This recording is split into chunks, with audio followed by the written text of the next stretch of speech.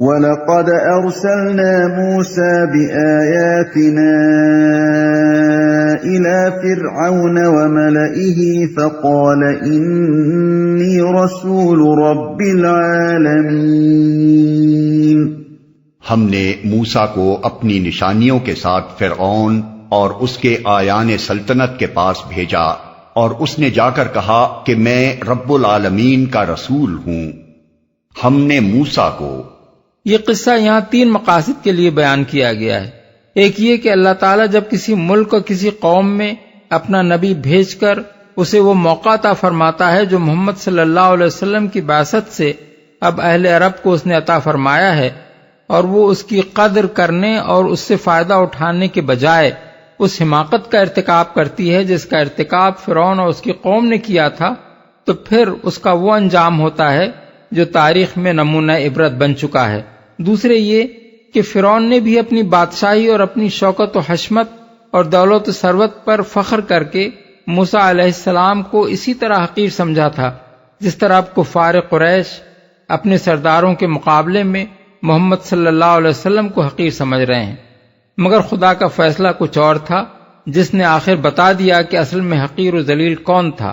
تیسرے یہ کہ اللہ تعالیٰ کی آیات کے ساتھ مذاق اور اس کی تنبیہات کے مقابلے میں ہیکڑی دکھانا کوئی سستا سودا نہیں ہے، بلکہ یہ سودا بہت مہنگا پڑتا ہے۔ اس کا خمیازہ جو بھگت چکے ہیں ان کی مثال سے سبق نہ لوگے تو خود بھی ایک روز وہی خمیازہ بھگت کر رہو گے۔ نشانیوں کے ساتھ، ان سے مراد وہ ابتدائی نشانیاں ہیں جنہیں لے کر حضرت موسیٰ علیہ السلام فرعون کے دربار میں گئے تھے، یعنی عصا اور ید بیضا۔ فَلَمَّا جَاءَهُم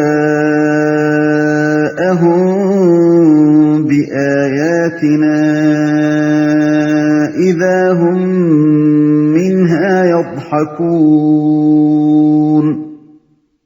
وَمَا نُرِيهِم مِّنْ آيَةٍ إِلَّا هِيَ أَكْبَرُ مِنْ أُخْتِهَا وَأَخَذْنَاهُم بِالْعَذَابِ لَعَلَّهُمْ يَرْجِعُونَ۔ پھر جب اس نے ہماری نشانیاں ان کے سامنے پیش کی تو وہ ٹھٹھے مارنے لگے۔ ہم ایک پر ایک ایسی نشانی ان کو دکھاتے چلے گئے جو پہلی سے بڑھ چڑھ کر تھی، اور ہم نے ان کو عذاب میں دھر لیا تاکہ وہ اپنی روش سے باز آئیں۔ ان نشانیوں سے مراد وہ نشانیاں ہیں جو بعد میں اللہ تعالیٰ نے حضرت موسیٰ کے ذریعے سے ان کو دکھائیں، اور وہ یہ تھیں: 1. جادوگروں سے اللہ کے نبی کا برسر عام مقابلہ ہوا اور وہ شکست کھا کر ایمان لے آئے۔ 2. حضرت موسیٰ کے پیشگی اعلان کے مطابق مصر کی سرزمین میں شدید قحط برپا ہو گیا اور وہ ان کی دعا پر ہی دور ہوا۔ 3. ان کے پیشگی اعلان کے بعد سارے ملک میں ہولناک بارشوں اور ژالہ باری اور گرج اور کڑک کے طوفان آئے جنہوں نے بستیوں اور کھیتیوں کو تباہ کر ڈالا، اور یہ بلا بھی ان کی دعا سے ہی رفع ہوئی۔ 4. پورے ملک پر ان کے اعلان کے مطابق ٹڈی دلوں کا خوفناک حملہ ہوا، اور یہ آفت بھی اس وقت تک نہ ٹلی جب تک انہوں نے اسے ٹالنے کے لیے اللہ سے دعا نہ کی۔ 5. ملک بھر میں ان کے اعلان کے مطابق جوئیں اور سرسریاں پھیل گئیں جن سے ایک طرف آدمی اور جانور سخت مبتلا عذاب ہوئے اور دوسری طرف غلوں کے گودام تباہ ہو گئے۔ یہ عذاب بھی اس وقت ٹلا جب حضرت موسیٰ سے درخواست کر کے دعا کرائی گئی۔ 6. ملک کے گوشے گوشے میں ان کی قبل از وقت تنبیہ کے مطابق مینڈکوں کا سیلاب امنڈ آیا جس نے پوری آبادی کا ناطقہ تنگ کر دیا۔ اللہ کی یہ فوج بھی حضرت موسیٰ کی دعا کے بغیر واپس نہ گئی۔ 7. ٹھیک ان کے اعلان کے مطابق خون کا عذاب رونما ہوا جس سے تمام نہروں، کنووں، چشموں، تالابوں اور حوضوں کا پانی خون میں تبدیل ہو گیا۔ مچھلیاں مر گئیں، ہر جگہ پانی کے ذخیروں میں عفونت پیدا ہو گئی، اور پورے 1 ہفتے تک مصر کے لوگ صاف پانی کو ترس گئے۔ یہ آفت بھی اس وقت ٹلی جب اس سے نجات پانے کے لیے حضرت موسیٰ علیہ السلام سے دعا کرائی گئی۔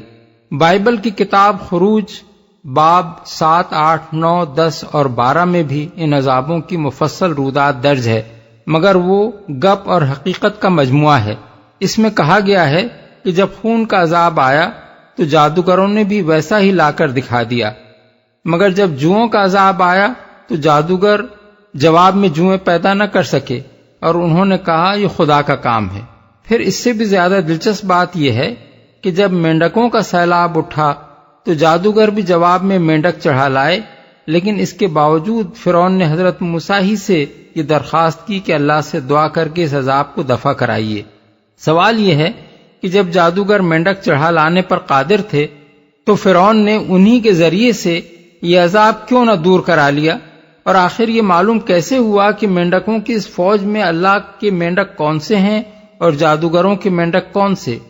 یہی سوال خون کے بارے میں بھی پیدا ہوتا ہے کہ جب حضرت موسیٰ کی تنبیہ کے مطابق ہر طرف پانی کے ذخیرے خون میں تبدیل ہو چکے تھے تو جادوگروں نے کس پانی کو خون بنایا، اور کیسے معلوم ہوا کہ فلاں جگہ کا پانی جادوگروں کے کرتب سے خون بنا ہے؟ ایسی باتوں سے صاف معلوم ہو جاتا ہے کہ بائبل خالص کلام الہی پر مشتمل نہیں ہے، بلکہ اس کو جن لوگوں نے تصنیف کیا ہے انہوں نے اس کے اندر اپنی طرف سے بھی بہت کچھ ملا دیا ہے۔ اور غضب یہ ہے کہ یہ مصنفین کچھ تھے بھی واجبی سی عقل کے لوگ جنہیں بات گھڑنے کا سلیقہ بھی نصیب نہ تھا۔ وَقَالُوا يَا أَيُّهَا السَّاحِرُ ادْعُ لَنَا رَبَّكَ بِمَا عَهِدَ عِندَكَ إِنَّنَا لَمُهْتَدُونَ فَلَمَّا كَشَفْنَا عَنْهُمُ الْعَذَابَ إِذَا هُمْ يَنكُثُونَ۔ ہر عذاب کے موقع پر وہ کہتے، اے ساحر، اپنے رب کی طرف سے جو منصب تجھے حاصل ہے اس کی بنا پر ہمارے لیے اس سے دعا کر، ہم ضرور راہ راست پر آ جائیں گے۔ مگر یوں ہی کہ ہم ان پر سے عذاب ہٹا دیتے وہ اپنی بات سے پھر جاتے تھے۔ فرعون اور اس کی قوم کے سرداروں کی ہٹ دھرمی کا اندازہ اس بات سے کیا جا سکتا ہے کہ جب وہ خدا کے عذاب سے تنگ آ کر حضرت موسیٰ سے اس کے ٹلنے کی دعا کرانا چاہتے تھے، اس وقت بھی وہ آپ کو پیغمبر کہنے کے بجائے جادوگر ہی کہہ کر خطاب کرتے تھے، حالانکہ وہ جادو کی حقیقت سے ناواقف نہ تھے اور ان سے یہ بات چھپی ہوئی نہ تھی کہ یہ کرشمے کسی جادو سے رونما نہیں ہو سکتے۔ ایک جادوگر زیادہ سے زیادہ جو کچھ کر سکتا ہے وہ یہ ہے کہ ایک محدود رقبے میں جو لوگ اس کے سامنے موجود ہوں ان کے ذہن پر ایسا اثر ڈالے جس سے وہ یہ محسوس کرنے لگیں کہ پانی خون بن گیا ہے، یا مینڈک ابلے پڑ رہے ہیں، یا ٹڈی دل چڑھے چلے آ رہے ہیں، اور اس محدود رقبے کے اندر بھی کوئی پانی حقیقت میں خون نہ بن جائے گا بلکہ اس دائرے سے نکلتے ہی پانی کا پانی رہ جائے گا۔ کوئی مینڈک فی الواقع پیدا نہ ہوگا بلکہ اسے پکڑ کر آپ اس دائرے سے باہر لے جائیں گے تو آپ کے ہاتھ میں مینڈک کی بجائے صرف ہوا ہوگی۔ ٹڈی دل بھی محض خیالی دل ہوگا، کسی کھیت کو وہ نہ چاٹ سکے گا۔ رہی یہ بات کہ ایک پورے ملک میں قحط برپا ہو جائے، یا تمام ملک کی نہریں اور چشمے اور کنویں خون سے بھر جائیں، یا ہزارہا میل کے رقبے پر ٹڈی دل ٹوٹ پڑیں اور وہ لاکھوں ایکڑ کے کھیت صاف کر جائیں، یہ کام نہ آج تک کبھی کوئی جادوگر کر سکا ہے، نہ جادو کے زور سے کبھی یہ ہو سکتا ہے۔ ایسے جادوگر کسی بادشاہ کے پاس ہوتے تو اسے فوج رکھنے اور جنگ کی مصیبتیں جھیلنے کی کیا ضرورت تھی؟ جادو کے زور سے وہ ساری دنیا کو مسخر کر سکتا تھا۔ بلکہ جادوگروں کے پاس یہ طاقت ہوتی تو وہ بادشاہوں کی ملازمت ہی کیوں کرتے، خود بادشاہ نہ بن بیٹھتے۔ مفسرین کو بالعموم یہ پریشانی پیش آئی ہے کہ جب عذاب سے نجات پانے کے لیے فرعون اور اس کے درباری حضرت موسیٰ سے دعا کی درخواست کرتے تھے، اس وقت وہ ان کو اے ساحر کہہ کر کیسے خطاب کرتے تھے؟ مصیبت کے وقت مدد کی التجا کرنے والا تو خوشامد کرتا ہے نہ کہ مذمت۔ اسی وجہ سے انہوں نے یہ تعویل کی ہے کہ جادو اس زمانے کے اہل مصر کے نزدیک بڑا باوقت علم تھا، اور اے ساحر کہہ کر دراصل وہ حضرت موسیٰ کی مذمت نہ کرتے تھے بلکہ اپنے نزدیک عزت کے ساتھ وہ گویا ان کو اے عالم کہہ کر پکارتے تھے۔ لیکن یہ تعویل اس بنا پر بالکل غلط ہے کہ قرآن میں دوسرے مقامات پر جہاں جہاں بھی فرعون کے وہ اقوال نقل کیے گئے ہیں جن میں اس نے حضرت موسیٰ کو جادوگر اور ان کے پیش کردہ معجزات کو جادو کہا ہے، وہاں مذمت اور تحقیر کا انداز صاف ظاہر ہوتا ہے، اور صریحاً یہ نظر آتا ہے کہ اس کے نزدیک جادو ایک جھوٹی چیز تھی جس کا الزام حضرت موسیٰ پر رکھ کر وہ آپ کو جھوٹا مدعی نبوت قرار دیتا تھا۔ اس لیے یہ ماننے کے قابل بات نہیں ہے کہ یکایک اس مقام پر اس کی نگاہ میں ساحر ایک باعزت عالم کا لقب بن گیا ہو۔ رہا یہ سوال کہ جب دعا کی درخواست کرتے وقت بھی وہ علانیہ حضرت موسیٰ کی توہین کرتا تھا تو آپ اس کی درخواست قبول ہی کیوں کرتے تھے؟ اس کا جواب یہ ہے کہ آجناب کے پیش نظر اللہ کے حکم سے ان لوگوں پر حجت تمام کرنا تھا۔ عذاب ٹالنے کے لیے ان کا آپ سے دعا کی درخواست کرنا خود یہ ثابت کر رہا تھا کہ اپنے دلوں میں وہ جان چکے ہیں کہ یہ عذاب کیوں آ رہے ہیں، کہاں سے آ رہے ہیں اور کون انہیں ٹال سکتا ہے۔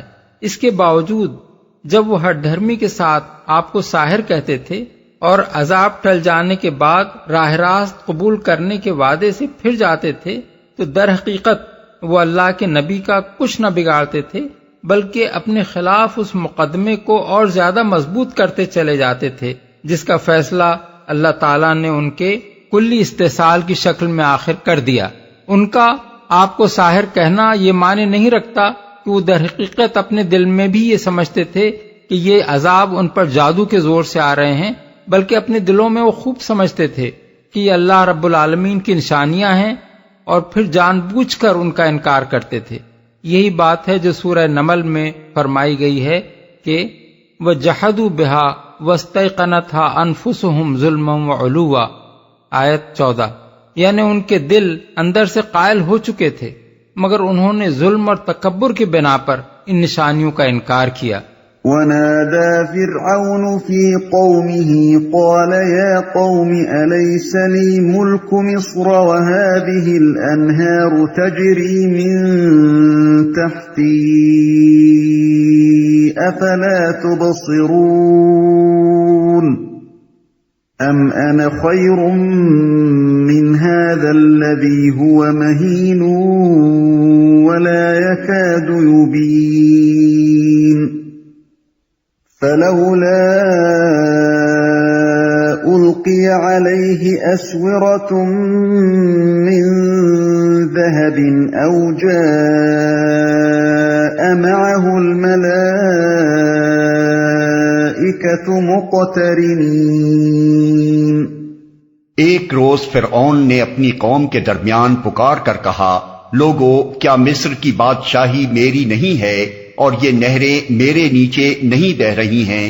کیا تم لوگوں کو نظر نہیں آتا میں بہتر ہوں یا یہ شخص جو ذلیل و حقیر ہے اور اپنی بات بھی کھول کر بیان نہیں کر سکتا؟ کیوں نہ اس پر سونے کے کنگن اتارے گئے یا فرشتوں کا ایک دستہ اس کی اردلی میں نہ آیا؟ پکار کر کہا۔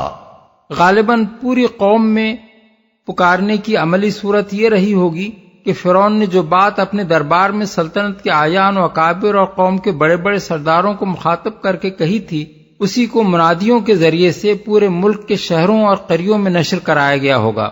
بیچارے کے پاس اس زمانے میں یہ ذرائع نہ تھے کہ خوشامدی پریس، خانہ ساز خبر رساں ایجنسیوں اور سرکاری ریڈیو سے منادی کراتا۔ تم لوگوں کو نظر نہیں آتا؟ منادی کا یہ مضمون ہی صاف بتا رہا ہے کہ ہز میجسٹی کے پاؤں تلے سے زمین نکلی جا رہی تھی۔ حضرت موسیٰ علیہ السلام کے پے در پہ معجزات نے ملک کے عوام کا عقیدہ اپنے دیوتاؤں پر سے متزلزل کر دیا تھا اور فرائنا کا باندھا ہوا وہ سارا طلسم ٹوٹ گیا تھا جس کے ذریعے سے خداؤں کا اوتار بن کر یہ خاندان مصر میں اپنی خداوندی چلا رہا تھا۔ اسی صورتحال کو دیکھ کر فرعون چیخ اٹھا کہ کمبختو، تمہیں آنکھوں سے نظر نہیں آتا کہ اس ملک میں بادشاہی کس کی ہے اور دریائے نیل سے نکلی ہوئی یہ نہریں جن پر تمہاری ساری معیشت کا انحصار ہے کس کے حکم سے جاری ہیں؟ یہ ترقیات یعنی ڈیولپمنٹس کے کام تو میرے اور میرے خاندان کے کیے ہوئے ہیں اور تم گرویدہ ہو رہے ہو اس فقیر کے۔ ذلیل و حقیر ہے، یعنی جس کے پاس نہ مال و دولت ہے نہ اختیار و اقتدار۔ وہی اعتراض جو کفار قریش نے رسول اللہ صلی اللہ علیہ وسلم پر کیا تھا۔ اپنی بات بھی کھول کر بیان نہیں کر سکتا۔ بعض مفسرین نے یہ خیال کیا ہے کہ فرعون کا اعتراض اس لکنت پر تھا جو حضرت موسیٰ کی زبان میں بچپن سے تھی، لیکن یہ خیال صحیح نہیں ہے۔ سورہ طٰہٰ میں گزر چکا ہے کہ حضرت موسیٰ کو جب نبوت کے منصب پر سرفراز کیا جا رہا تھا اس وقت انہوں نے حق تعالیٰ سے درخواست کی تھی کہ میری زبان کی گرہ کھول دیجئے تاکہ لوگ میری بات اچھی طرح سمجھ لیں، اور اسی وقت ان کی دوسری درخواستوں کے ساتھ یہ درخواست بھی قبول کر لی گئی تھی۔ آیات 27 تا 36۔ پھر قرآن مجید میں مختلف مقامات پر حضرت موسیٰ کی جو تقریریں نقل کی گئی ہیں وہ کمال درجے کی طلاقت لسانی پر دلالت کرتی ہیں، لہذا فرعون کے اعتراض کی بنا کوئی لکنت نہ تھی جو حضرت کی زبان میں ہو، بلکہ اس کا مطلب یہ تھا کہ یہ شخص نہ معلوم کیا الجھی باتیں کرتا ہے، ماں بدولت کی سمجھ میں تو کبھی اس کا مدعا آیا نہیں۔ ایک دستہ اس کی اردلی میں نہ آیا۔ قدیم زمانے میں جب کسی شخص کو کسی علاقے کی گورنری یا کسی غیر ملک کی سفارت کے منصب پر مقرر کیا جاتا تو بادشاہ کی طرف سے اس کو خلعت عطا ہوتا تھا، جس میں سونے کے کڑے یا کنگن بھی شامل ہوتے تھے، اور اس کے ساتھ سپاہیوں، چوبداروں، خدام کا ایک دستہ بھی ہوتا تھا تاکہ اس کا رعب اور دبدبہ قائم ہو اور اس بادشاہ کی شان و شوکت کا اظہار ہو جس کی طرف سے وہ مامور ہو کر آ رہا ہے۔ فرعون کا مطلب یہ تھا کہ اگر واقعی موسیٰ علیہ السلام کو آسمان کے بادشاہ نے این جانب کے پاس اپنا سفیر بنا کر بھیجا تھا تو اسے خلعت شاہی ملا ہوتا اور فرشتوں کے پرے اس کے ساتھ آئے ہوتے۔ یہ کیا بات ہوئی کہ ایک ملنگ ہاتھ میں لاٹھی لیا کھڑا ہوا اور کہنے لگا کہ میں رب العالمین کا رسول ہوں۔ فاستخف قومه فأطاعوه إنهم كانوا قوما فاسقين۔ اس نے اپنی قوم کو ہلکا سمجھا اور انہوں نے اس کی اطاعت کی، در حقیقت وہ تھے ہی فاسق لوگ۔ اس مختصر سے فقرے میں ایک بہت بڑی حقیقت بیان کی گئی ہے۔ جب کوئی شخص کسی ملک میں اپنی مطلق العنانی چلانے کی کوشش کرتا ہے اور اس کے لیے کھلم کھلا ہر طرح کی چالیں چلتا ہے، ہر فریب اور مکر و دغا سے کام لیتا ہے، کھلے بازار میں ضمیروں کی خرید و فروخت کا کاروبار چلاتا ہے، اور جو بکتے نہیں انہیں بے دریغ کچلتا اور رونتا ہے، تو خواہ زبان سے وہ یہ بات نہ کہے مگر اپنے عمل سے صاف ظاہر کر دیتا ہے کہ وہ در حقیقت اس ملک کے باشندوں کو عقل اور اخلاق اور مردانگی کے لحاظ سے ہلکا سمجھتا ہے، اور اس نے ان کے متعلق یہ رائے قائم کی ہے کہ میں ان بے وقوف، بے ضمیر اور بزدل لوگوں کو جدھر چاہوں ہانک کر لے جا سکتا ہوں۔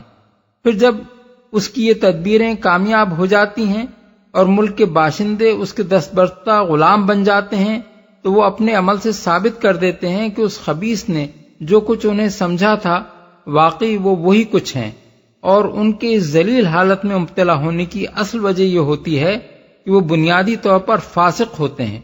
ان کو اس سے کچھ بحث نہیں ہوتی کہ حق کیا ہے اور باطل کیا، انصاف کیا ہے اور ظلم کیا، سچائی اور دیانت اور شرافت قدر کے لائق ہیں یا جھوٹ اور بے ایمانی اور رذالت۔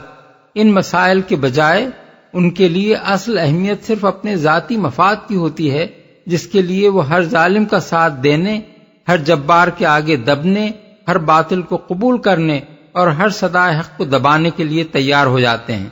فَلَمَّا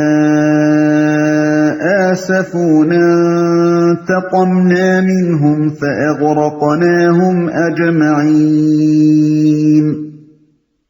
فَجَعَلْنَاهُمْ سَلَفًا وَمَثَلًا لِلْآخِرِينَ۔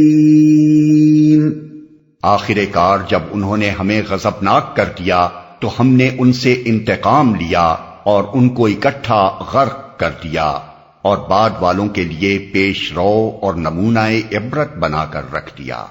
یعنی جو ان کے انجام سے سبق نہ لیں اور انہی کی روش پر چلیں ان کے لیے وہ پیش رو ہیں، اور جو سبق لینے والے ہیں ان کے لیے نمونہ عبرت۔